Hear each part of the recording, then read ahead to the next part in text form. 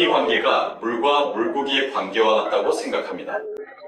물고기는 물 없이는 살 수 없고 물도 물고기가 없으면 생명이 없습니다. 과거에는 강력한 군사 안보 동맹이었지만 이제는 AI, 반도체, 조선 등 기술 동맹으로 진화하고 있다고 생각합니다. 한미 동맹과 남북 대화가 우리의 정전 협정이 항구적 평화체제로 발전하는 데 도움이 되길 바랍니다. 감사합니다. 안녕하세요. 제 이름은 크리스토클입니다. 저는 예비역 준장이고 한미방위협회 뉴욕시 메트로 지역 지부장입니다. 저는 대한민국 총영사님과 함께 코리아 소사이어티에 와 있으며 저희 세 명이 1953년 7월 27일 정전협정 서명 행사를 공동 주최하고 있습니다. 오늘 정말 멋진 행사가 준비되어 있고 동맹이 왜 중요한지 그리고 어떻게 더 강하게 만들 수 있는지 간단히 말씀해달라는 요청을 받았습니다. 저는 이 모든 것이 관계라는 한 단어로 요약된다고 생각합니다. 한미 관계를 더 많이 쌓고 서로의 문화적 관점을 이해할수록 1950년대부터 1953년까지 역사와 피 그리고 희생 위에 세워진 이 동맹은 더욱 중요해질 것입니다. 다시 말씀드리지만 결국 중요한 것은 관계이고 서로 간의 개인적인 친분을 쌓아 동맹을 더 강하게 만드는 것입니다. 이렇게 동맹에 대해 이야기할 기회를 주셔서 감사합니다. 만나서 반갑습니다. 저는 뉴저지에 있는 한인 루터교회에서 목회하고 고에이드 미션에서 사역하고 있는 이상조 목사입니다. 네, 유엔에서 고에이드 미션이라는 이름으로 전 세계 고아들을 돌보는 일을 했습니다. 현재 저는 맨해튼의 램브스 클럽을 비롯해 한인회 등 여러 단체에 참여하면서 한국을 알리고 소개하는 활동을 이끌고 있습니다. 한국전쟁 참전용사회입니다. 저기 계시네요. 사실가 오늘 저녁에 친구인 존 피츠 시몬스와 폴 하와 함께 오려고 했는데 몸이 아파서 참석하지 못했습니다. 그분이 빨리 쾌유하시길 바랍니다. 또한 최근에 별세하신 조셉 크리스천 주니어를 애도합니다. 그는 제임스 벤플리트 장군의 손자입니다. 여러분 중 많은 분들이 한국학회 The Korea Society의 창립자인 제임스 벤플리트 장군을 잘 아실 겁니다. 그는 한국전쟁 후반기에 B-8군을 지휘했습니다. 존은 이 공동체의 훌륭한 친구였으며 우리는 그의 기억을 기립니다. 한국전쟁의 의미와 이 동맹의 기초를 진정으로 이해하기 위해 저는 두 전설적인 인물을 떠올립니다. 물론 여기는 한국학회이기 때문에 저는 제임스 벤플리트 장군을 떠올리지만 그의 친구인 백선엽 장군도 함께 떠올립니다. 백선엽 장군은 아마도 한국의 가장 상징적인 현대 군사 지도자일 것입니다. 따라서 그들의 헌신을 기리기 위해 백선엽 장군은 한국학회의 최고 영예인 벤플리트상을 받았고 벤플리트 장군은 대한민국 정부로부터 사후에 백선엽 장군상을 수여받았습니다. 두 분 모두 전쟁의 더 깊은 의미와 동맹의 중요성을 잘 이해하고 계셨습니다. 벤플리트 장군은 이렇게 말했습니다. 한국은 자유가 폭정에 맞서 싸운 전장이었습니다. 만약 우리가 여기서 실패했다면 자유국가들은 서로를 지키지 않는다는 메시지가 전해졌을 것입니다. 그러나 저 언덕에서의 희생은 그 반대를 증명했습니다. 백 장군은 이렇게 말했습니다. 우리가 함께 했기 때문에 한 나라가 살아남고 재건되었으며 번영할 수 있었습니다. 오늘날 한국의 모든 공장, 학교 그리고 번창하는 도시는 모두 그 전선을 지킨 한국과 미국의 군인들에게 바치는 기념비입니다. 두 지도자 모두 전쟁 중은 물론 전쟁 이후에도 동맹에 깊이 헌신했습니다. 백 장군은 이렇게 말했습니다.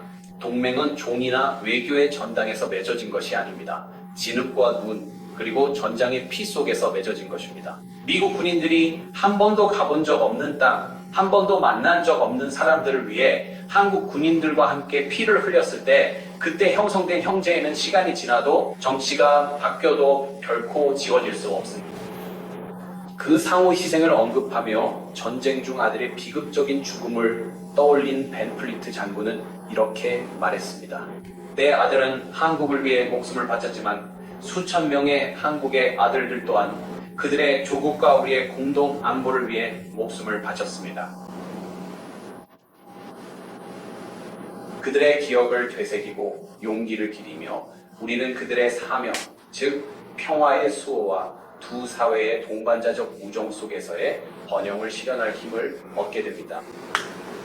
이것은 저희 코리아 소사이어티가 추구하는 목표이지만 저희만의 힘으로는 이룰 수 없습니다.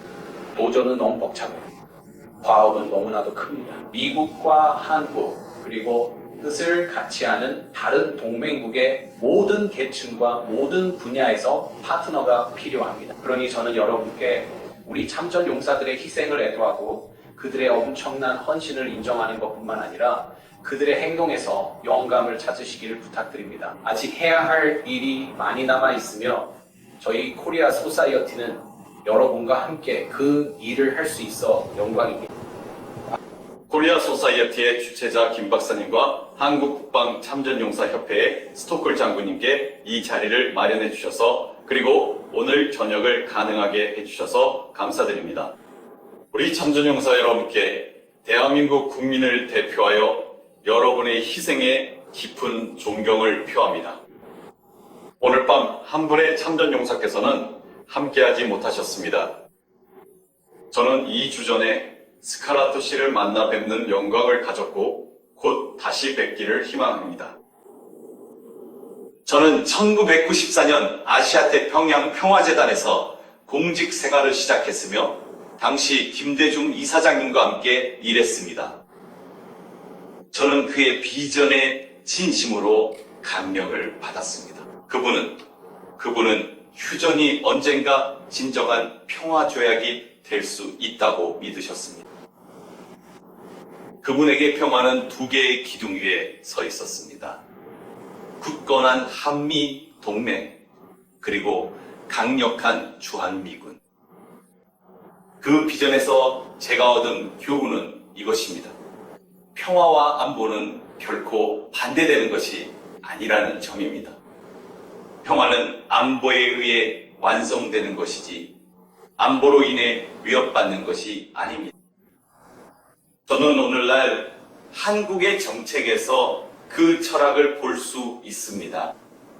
지난달 이재명 대통령께서는 이렇게 말씀하셨습니다. 우리 국민과 국가를 지키는 강한 국방을 통해 전쟁의 두려움이 사라지고 더 이상 싸울 필요가 없는 진정한 평화의 한반도를 만들겠습니다.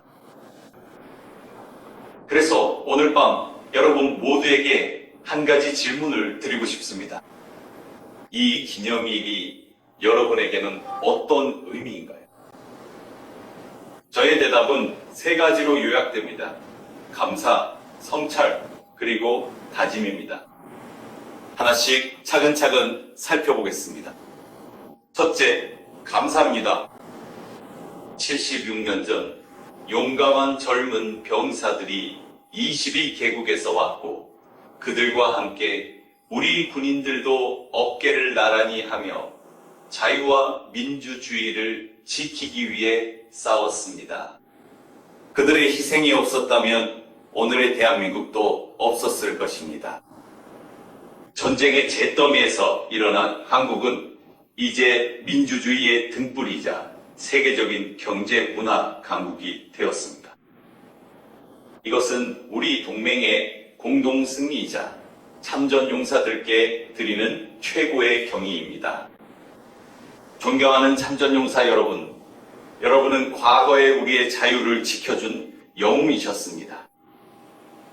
이제 저는 여러분께 진정한 평화의 가치를 전하고 한반도와 세계를 잇는 평화의 대사가 되어주시길 부탁드립니다. 왜냐하면 한반도의 평화는 동북아의 평화이자 세계 평화의 초석이기 때문입니다. 둘째, 성찰입니다. 1953년 총성이 멈췄을 때 전쟁은 끝나지 않았습니다. 그것은 거짓되고 허약한 존재였습니다. 하지만 73년 동안 우리의 동맹은 평화를 지켜왔습니다. 강한 국방, 꾸준한 외교, 열린 대화. 함께 우리는 국경에서의 불씨가 또 다른 전쟁으로 번지는 것을 막았습니다. 사실 정전협정이 완전한 평화를 가져다 주지는 못했지만 소중한 시간을 우리에게 주었습니다. 민주주의를 세울 시간, 번영을 이룰 시간이었습니다.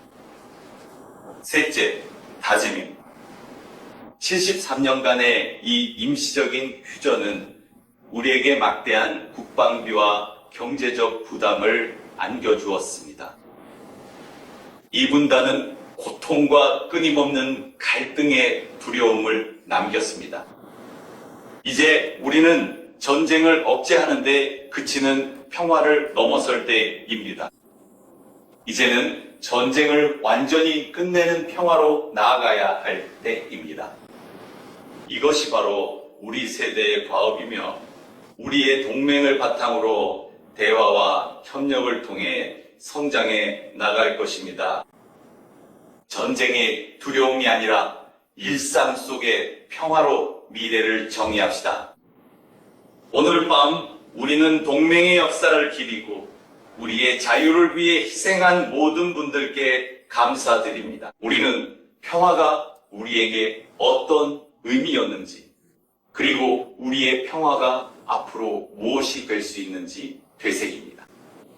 정전은 결코 역사의 끝이 아니었습니다. 그것은 단지 시작이었습니다. 이제 남은 것은 영원한 평화로 그 이야기를 완성하는 일입니다. 참전용사 여러분, 우리는 여러분의 희생을 영원히 기억할 것입니다. 여러분의 용기가 한반도와 전 세계에 영원한 평화로 이끄는 빛이 되길 바랍니다. 감사합니다.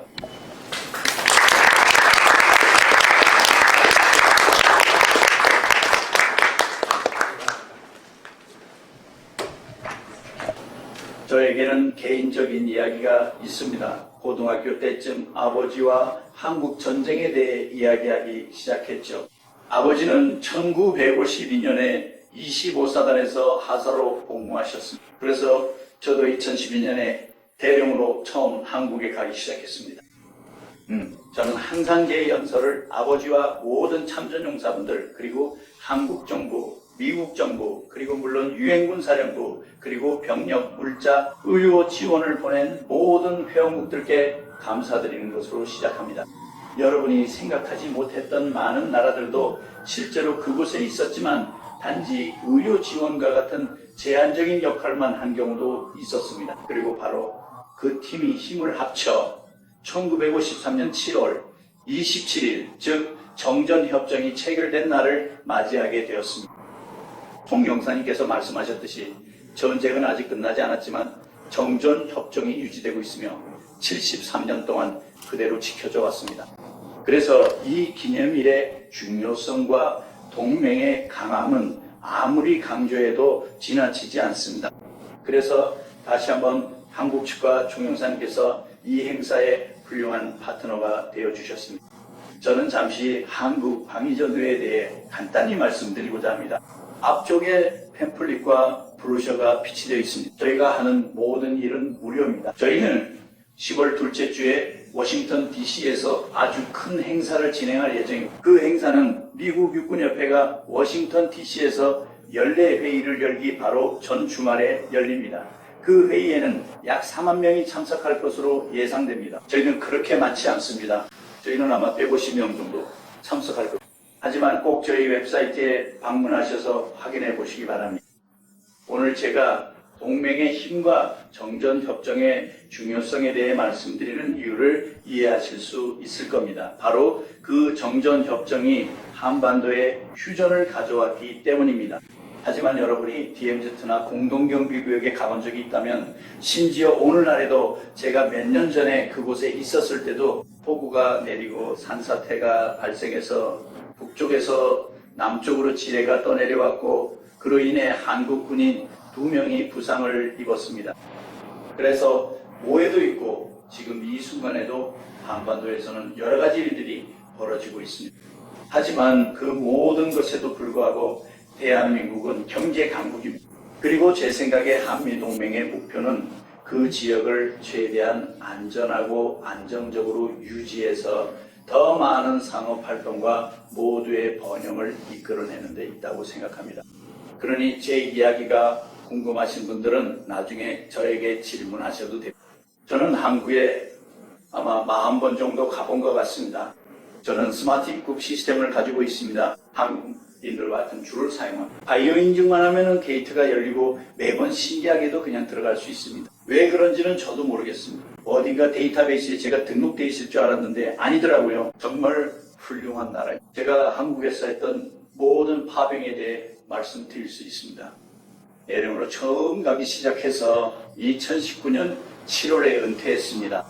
지금은 한미동 맹참 전용사의 뉴욕 메트로 지부회장을 맡고 있습니다. 그러니 7월 27일 정전협정에 감사하는 마음을 가집시다. 그리고 조나단님과 오늘 참석해 주신 모든 분들께 감사드립니다. 익숙한 얼굴들이 많이 보여서 반갑고 이렇게 몇 마디 말씀드릴 기회를 주셔서 감사합니다. 감사합니다.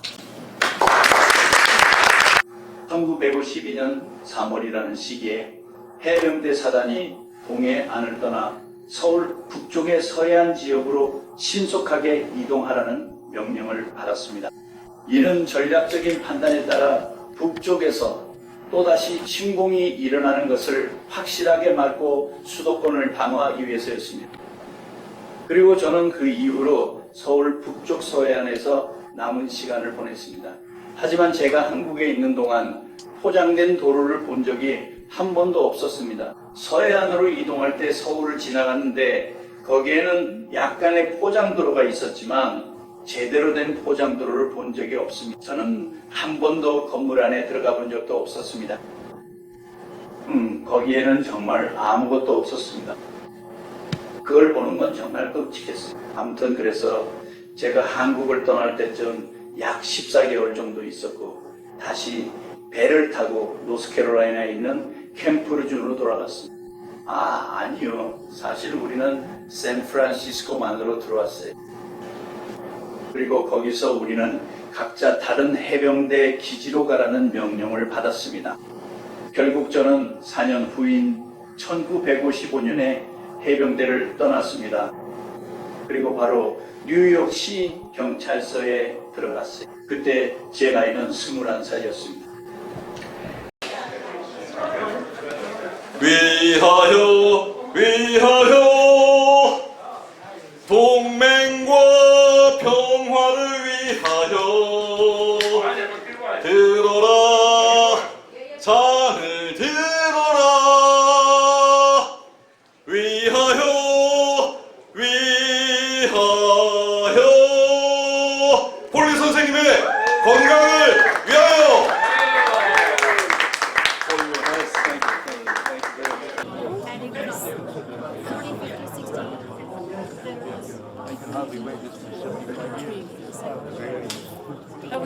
Vocês não, you don't have to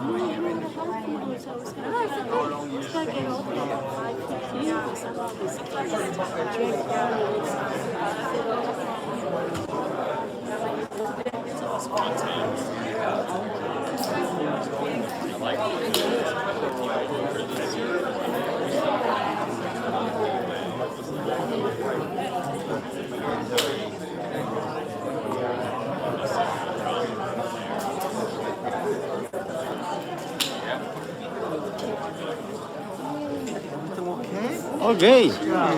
Nice to meet you. I'm sure they would love to hear